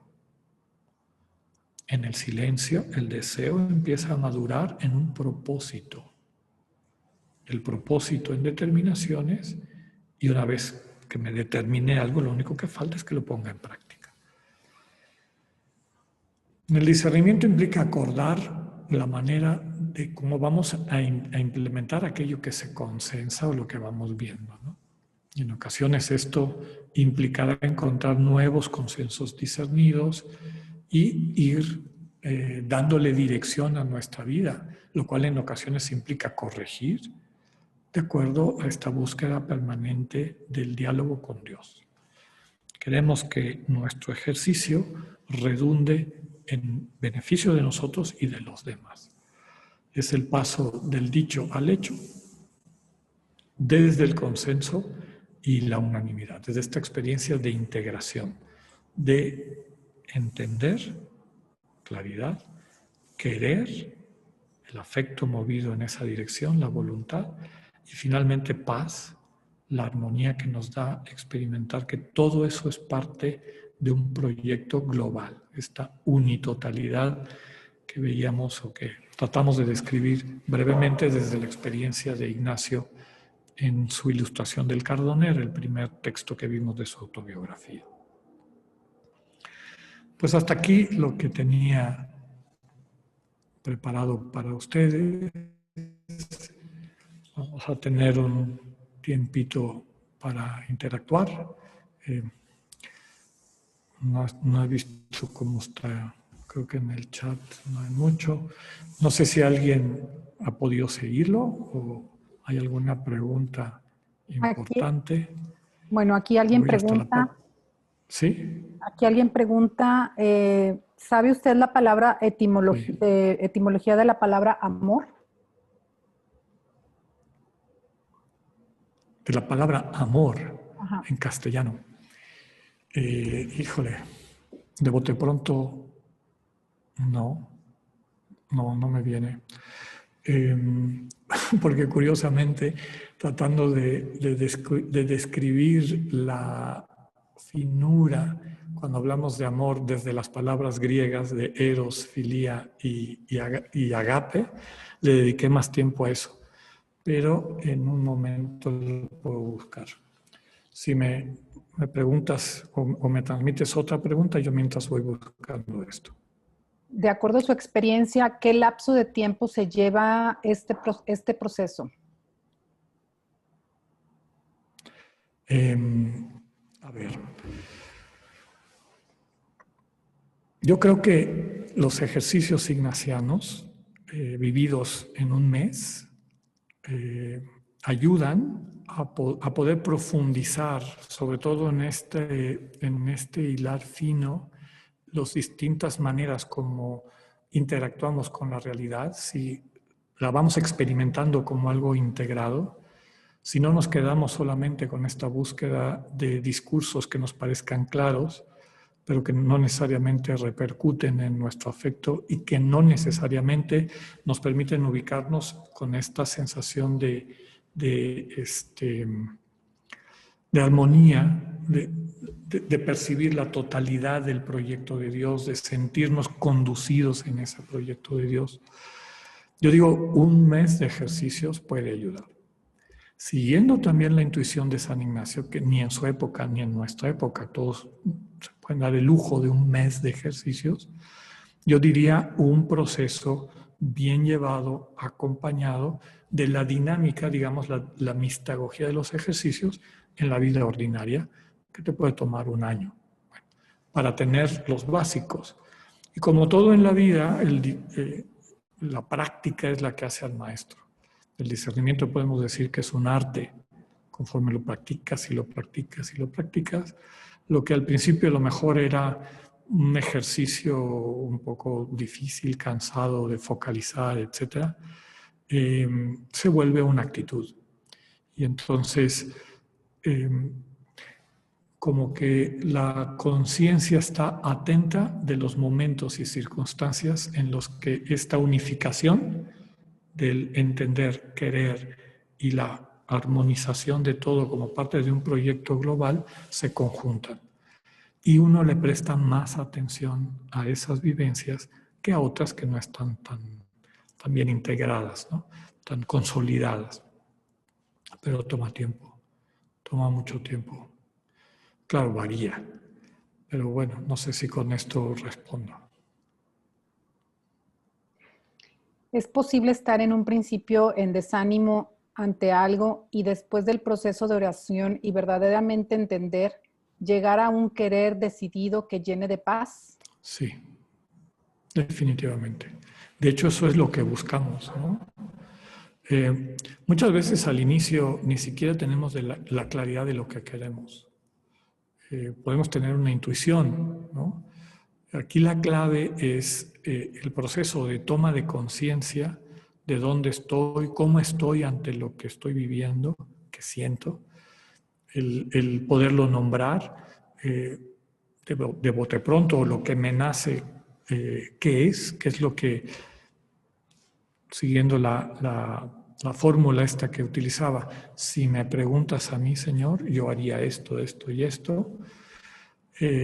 Muy probablemente si estamos en ese diálogo de búsqueda profunda de la voluntad de Dios es que no hemos experimentado la paz que buscamos, la armonía que buscamos, y es en el espacio del silencio, del encuentro, más allá de las palabras, de esta apertura a dejarle a Dios actuar en nuestra interioridad en total libertad, como muchos de estos elementos que vivíamos fragmentados empiezan a conjuntarse.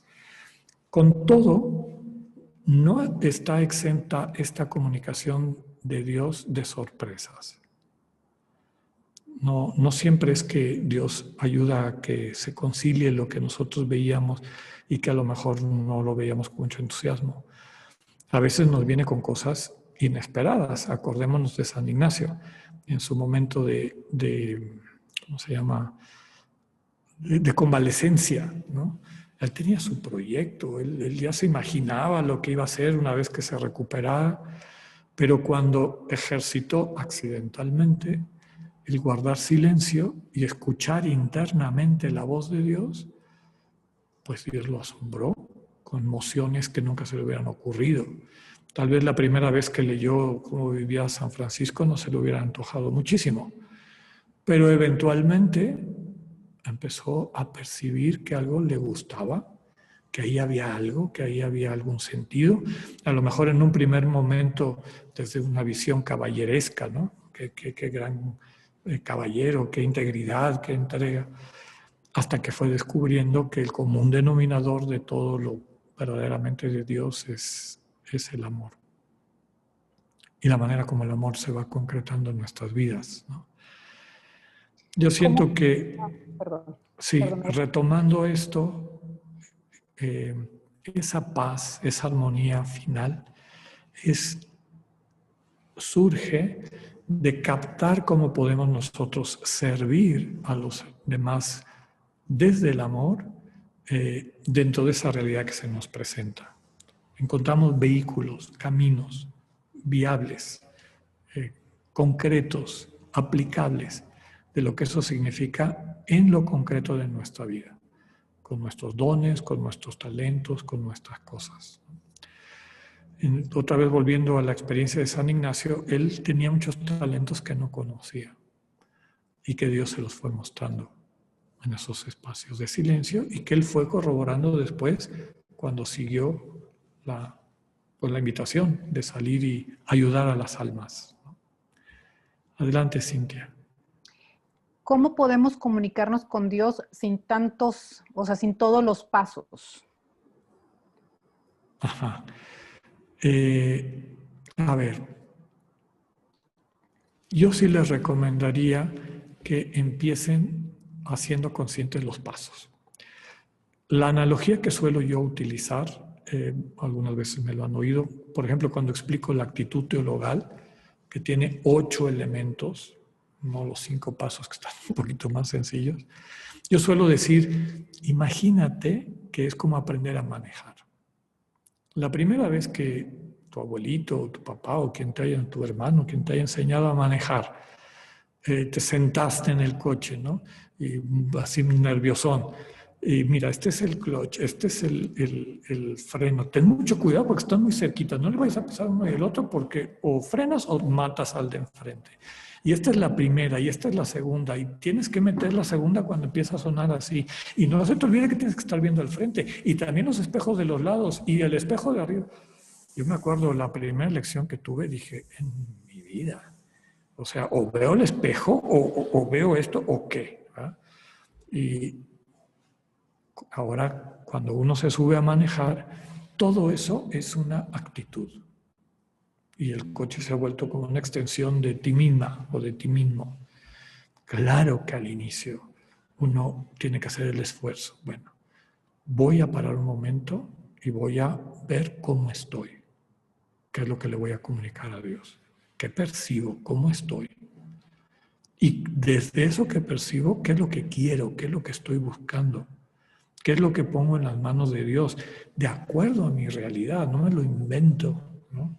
Si estoy preocupado, si estoy entusiasmado, no es que ese día me lo inventé, estoy entusiasmado porque se me abre a lo mejor una oportunidad de trabajo muy buena, o estoy preocupado porque me he estado sintiendo mal de salud, en fin, ¿no? Siempre esto desemboca en un deseo, en una concreción, en nombrar aquello que pongo eventualmente en las manos de Dios. Y después viene este ejercicio del silencio, de donde surge, al entregarle a Dios esas cosas, van surgiendo estas intuiciones, estas vivencias que van integrando los elementos que le presenté hasta que voy experimentando una confirmación. Es decir, esta manifestación de la voluntad de Dios como claridad, al mismo tiempo entusiasmo, al mismo tiempo paz y armonía. En el chat interno de los que están en Zoom me preguntan, ¿podemos ser engañados por pensamientos muy astutos, trabajados por el mal espíritu, nuestro ego, etcétera? Pues claro que sí. De hecho, aquí lo importante, ese es un dato fundamental para distinguir una verdadera consolación que viene de Dios, la que San Ignacio denomina consolación sin causa precedente, de una consolación que tiene una causa precedente, es decir, un objeto, y precisamente porque un objeto externo a mi interioridad la provoca, puede venir de Dios, o puede venir del mal espíritu, o puede venir de mi propio ego, de mi historia o de mi momento, ¿no? En esa charla de consolación y desolación a la que les decía en el curso de discernimiento, les explico en qué consiste este objeto. Normalmente ese objeto es un objeto de pensamiento, es un discurso. Cuando ese discurso, ay, qué bonito sería que ahorrara, ahora que estamos en pandemia y no estoy gastando tanto, voy a ahorrar mucho, mucho, mucho, mucho dinero porque quiero ir a Tierra Santa de peregrino. Ay, me pongo muy contento, ¿va? Y puedo yo decir, ay, esto es una consolación de Dios, qué contento estoy imaginándome cómo voy a estar allá, qué maravilla. Bueno, puede ser que sea de Dios, a lo mejor no es de Dios. ¿Por qué? Porque tiene un objeto externo, un pensamiento que cuando yo lo empecé a desarrollar produjo, de manera, podríamos decir, prácticamente natural, un bienestar, un entusiasmo, ¿no? Normalmente las que vienen de Dios no tienen un objeto. De repente se te presenta todo en una especie como de conjunción, ¿no? No es que el estar ponderando en una cosa me llevó a irme sintiendo cada vez más, en fin, ¿no? Igual desolaciones, porque también San Ignacio distingue desolaciones que vienen del mal espíritu normalmente por discursos que te desaniman. Ay, qué barbaridad, ¿quién va a aguantar esto? No, no, no, no, olvídate. Y empiezas a sentir que vas perdiendo el ánimo, ¿no? Y hay desolaciones que manda Dios. Y también las pone ahí, en las reglas de discernimiento, ¿no? Cuando te quiere ayudar en la vida espiritual respetando tu libertad. Entonces, ¿qué hace? Pues de repente te apaga la luz de la devoción, ¿no? La famosa oscuridad espiritual o aridez espiritual. Y no es que haya ningún discurso, no es que me puse... De repente como que ¡puc! Se fue la devoción, se me fue la fe, se me fue sin ningún discurso, sin ningún objeto, sin ninguna realidad externa que lo produzca. Esas son las que son más delicadas de discernir. No es imposible, pero son más delicadas. Las otras, las que no tienen un sustrato, un sustento externo, son las que son más útiles a la hora de tomar decisiones. San Ignacio les daba mucha importancia. Casi todas sus grandes decisiones se dan en función de esas consolaciones.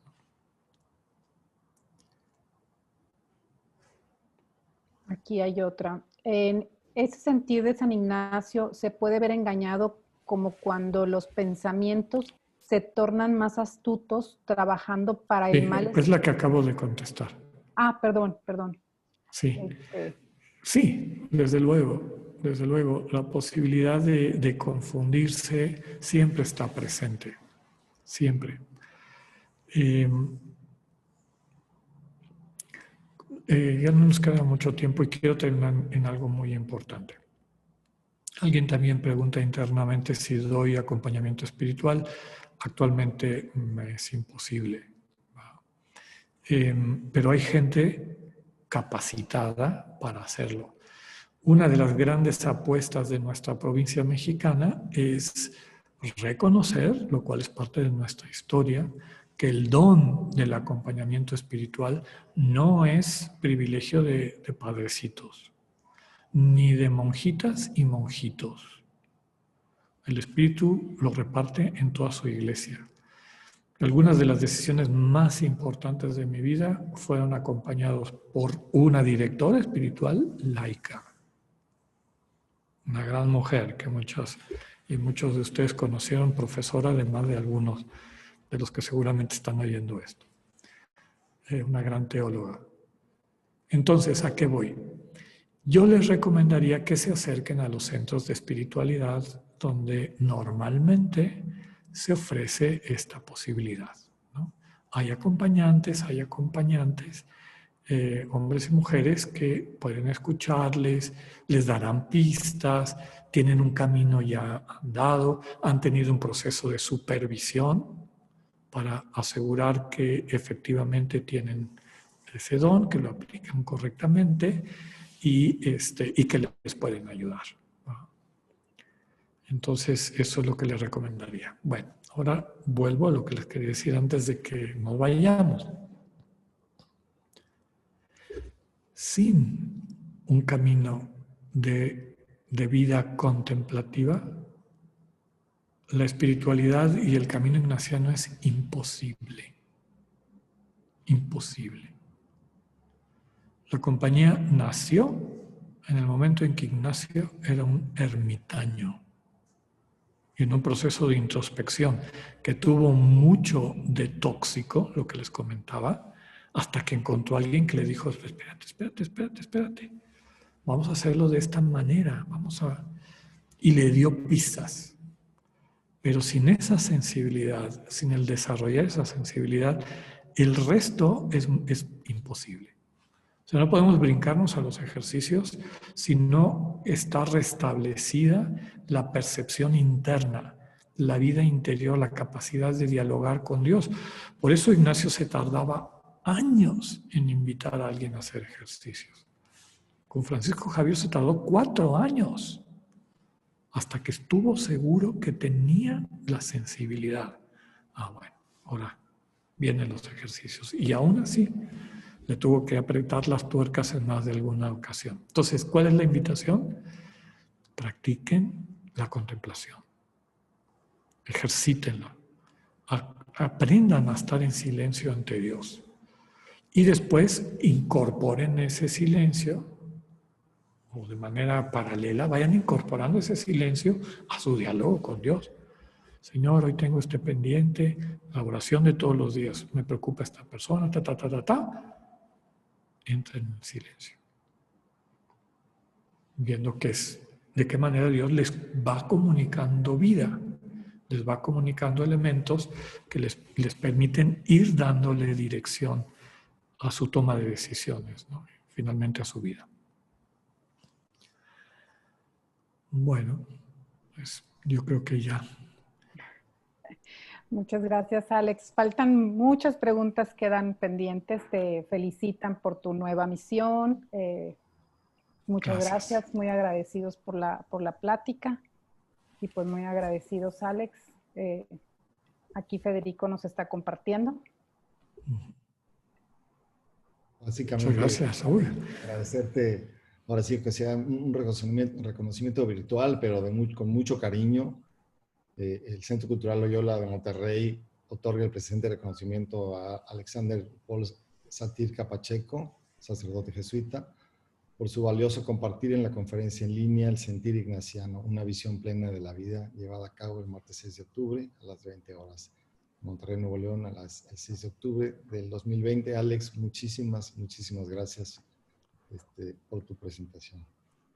No, muchas gracias, Federico, y siguiendo el estilo virtual, un abrazo virtual para ti, para Cintia, para todos los que han hecho posible este encuentro, de todos y todas. Muchas gracias, igualmente. Muchas gracias a la comunidad por acompañarnos y a todos los que están en Facebook, que realmente más o menos fueron como 315 personas que se sumaron a escuchar tu conferencia, más 27, 29 personas que también estuvimos por aquí. Muchas gracias, Alex. No, gracias a ustedes y qué gusto ver los rostros queridos de tantos buenos amigos y amigas. Ya pronto nos veremos por aquí. Dios mediante. Cuídense mucho. Gracias. Gracias. Gracias, Padre. Chao, chao. Bye. Gracias, Cinti. Gracias a ustedes. Muchas gracias.